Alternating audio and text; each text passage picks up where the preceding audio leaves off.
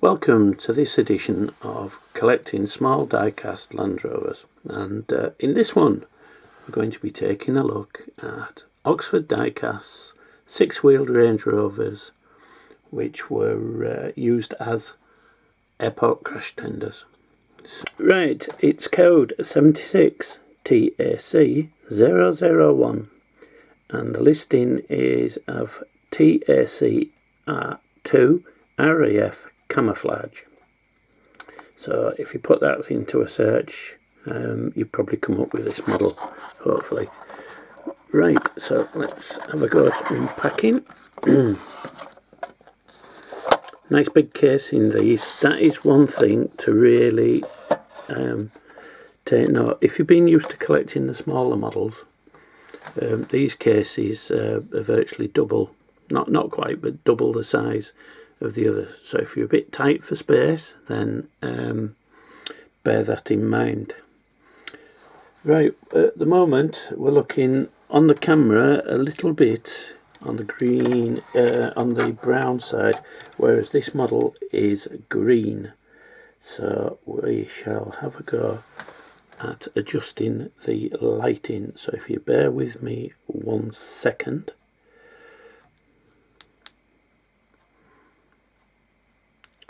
That's looking better. Right, it's an ongoing problem with making videos like these, that your lighting affects how the camera interprets colours. So always, if you see something on the internet that you're thinking of buying, always bear that in the back of the mind, that what you're actually seeing on the monitor may not be the exact shade of colour. Airport crash tenders. These were built, what they did was they took a basic Range Rover off the production line and then a third party set to and totally dismantled it, and then they added an extra axle. This was to cope with the weight, because these would carry water or foam. The idea was they were a rapid response for if an aircraft got into trouble. They're always on standby to go to their aid. If memory serves right, they were built around 1970 and supplied to the RAF and the Royal Navy airfields for use with their helicopters and aircraft operations. So they're quite a nice model for these. They're really cool. This one has got camouflage, so this one possibly was for use in areas where they were in active service, probably working operations in support of army campaigns, etc. So normal practice for these was they were in a bright high vis colour, so they could be seen if they had to do a very quick intervention on an airfield. They could be spotted, but this one is camouflage, as you can plainly see. Right, let's move in a bit and we'll get you some nice close-ups. There we are. Front end really nicely depicted. Registration 51 AG49, and all the lightings there, auxiliary spotlights with the blue lights mounted just to the side of the headlamp units there. They also have a bull bar on the front. If they were getting close to a scene, there could be debris and a lot of things laid in their way. This would aid them. Right, what appears to be fog lamps also fitted down, low down, but the detail is really nice.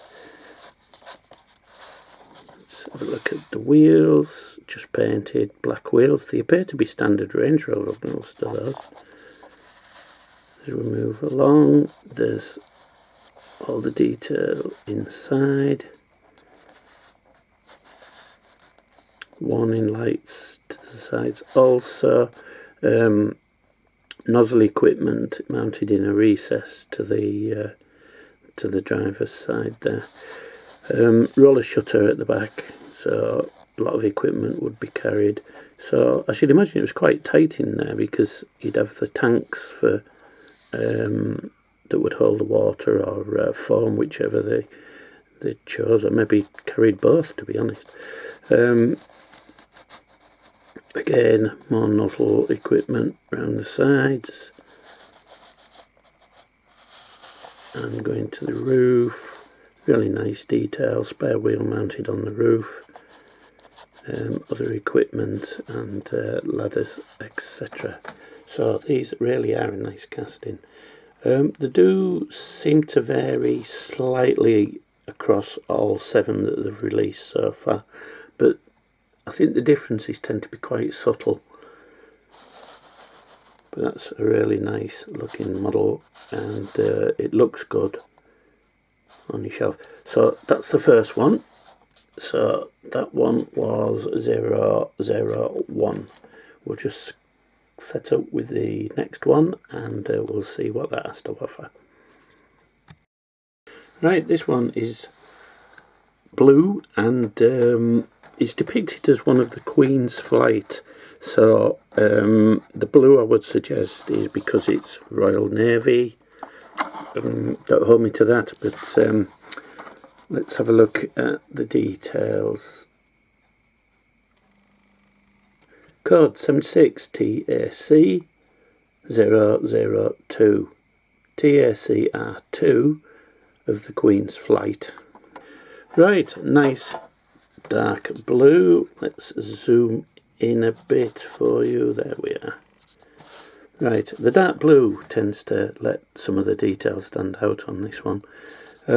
Pretty much exactly the same as the previous model. Does seem to be slightly lighter than the Royal Navy blue, so my earlier statement might not be the case. But, the registration number on this one is 31 AG22. So these are all in the military style number plates. So rather cool looking vehicle. The man hours that went into producing these must have been the full size ones I'm referring to. They virtually took them completely to bits and welded whole new sections into the body shell. So a lot of hours must have gone into these, and I should imagine that's why they had quite a long service life, because they want the money's worth, and they're not exactly going to rack up a lot of mileage. That said, the Queen's flight ones did operate throughout the UK, and wherever the Queen's flight helicopters in the main were working, these would have to be in attendance, and apparently, from what I understand, 2 would be on duty at any one time. So these would possibly be driven around the country, so I should imagine these racked up a bit of mileage, unless they were trailered. I can't see any evidence of that, but there would have been quite a sight on the roads if you saw one. But and you can still pick these up. They turn up. I think you can get some of them still from Oxford, but the more rare ones, perhaps you're going to be looking at the second-hand market. Right, now we come to the red one, and there's a couple of red ones to come, if memory serves. I can't see the box from here, but this one is code 76 TSC 003, and it's shown as TSC R2 RAF Pink Panther. Right, name Pink Panther, I presume that was a name that the station it was attached to. It must have been a name that they decided to give it. It's certainly not pink. It's definitely a bright red colour, which makes it highly visible. Like I was saying, these worked on airfields. Interesting thing with this one, it has a matte black bonnet, and features pretty much the same as all the others. The detailing is quite nice. Silver wheels on this one, and we'll show you the front in close up. There we are. Right. Registration 31 AG 41, and the vehicle's looking. It stands out quite nicely in the red and the black bonnet. You can see the driver's side steering wheel. Details in the back. It's hard to see what's in the back. There's some representation of equipment and things, but in this scale it's hard to see what there is.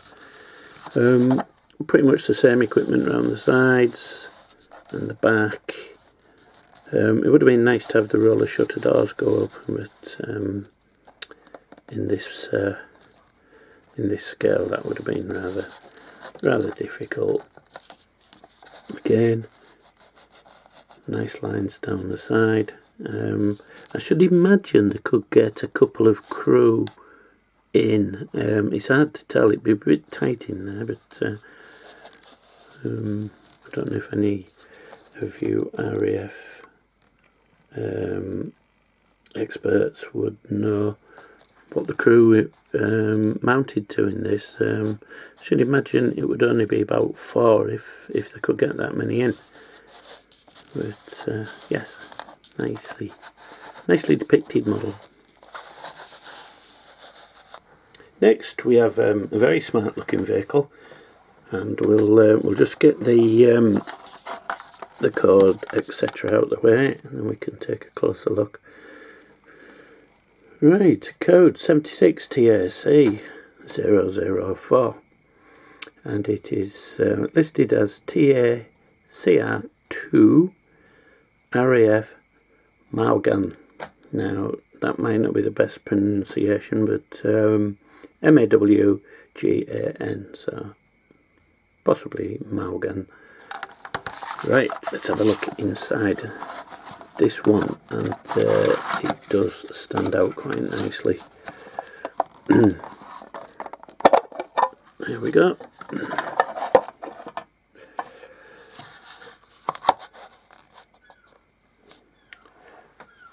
Right, dark green with the nice light, the yellow stripe all the way down. A few more in the way of decals on this one, so we'll just try and pull them in a bit more for you. There we are. Royal Air Force Fire Service, nicely depicted on the side there. And we come round to the front. Aircraft Crash Rescue. It's the first time we've seen that depicted on one of these, which is a nice little addition. Registration for this one is 31 AG 14.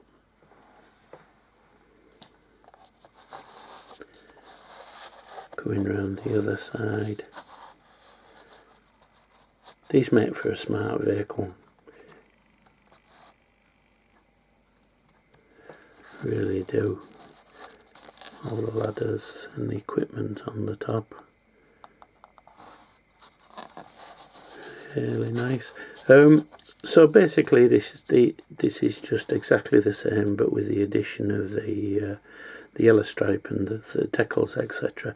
They've nicely done that line across the roller shutter door, but that's not easy to print. Looks really nice, that. Right, let's pull back a bit. 6-wheeled Range Rovers, they did appear on the roads around the UK.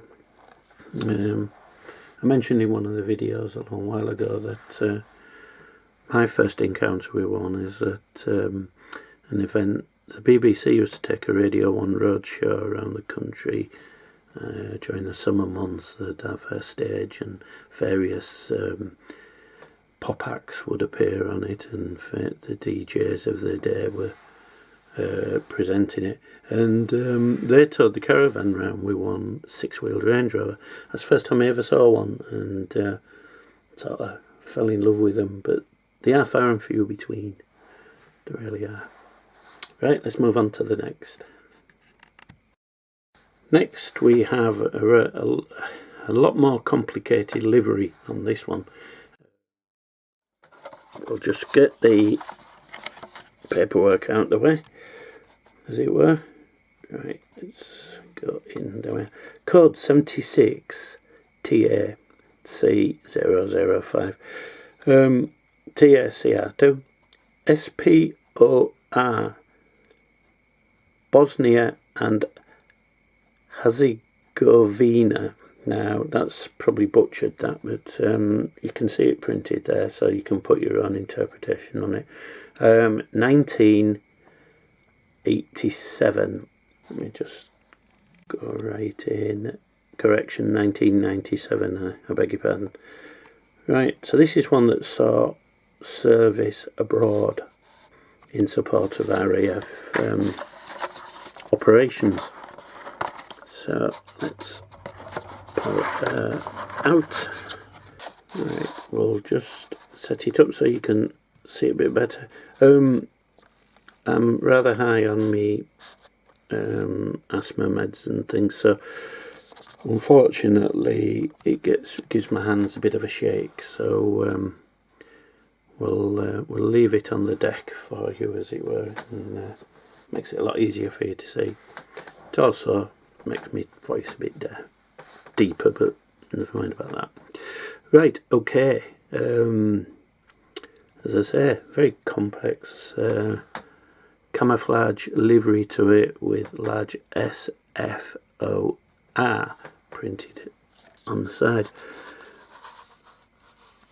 I should imagine there'd have been more, well, as we know with the Queen's flight, there's two always have to be present, so I should imagine these would have been, there'd have been one or two of these stationed with, especially with active services, active forces. There's always more chance something's going to come back damaged or in trouble, and these could have found they were called on quite a few times just to keep everyone safe. And there we are, nice front end again on this one, and the registration number is right DA04 AY46. So that's the registration number on this one. Interesting to note that the nozzle there is not picked out in silver as it's been on the previous ones, but that was probably part of the colour scheme applied to the prototype one. Again, we've got the very crisp printing on the louvers there. That's quite effective. So coming round, yes, really cool vehicle. Standard road wheels again, it would appear. So you can make a nice little collection of these if that's your wish, or if you collect only RAF themed stuff or Royal Navy themed stuff. These would fit in nicely as well. Right, let's move on to the next. Next one up is code 76TAC006, and it is a TACR2 RAF Maugan Red. Maugan. So we've had two from Maugan. Yeah, so this is obviously, they had two in different colours. Reasons for that, not quite sure, but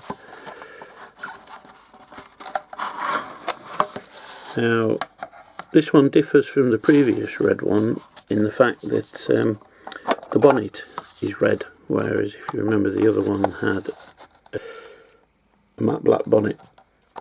So this one looks nice. Let's focus you in on the printing on the side there, because that looks quite nice. There we are. Royal Air Force Fire Service. Nicely printed. The red lights just above it there and there, they don't show up all that well on the red obviously, but when they're illuminated I'm quite sure they're high intensity, so you'd see them.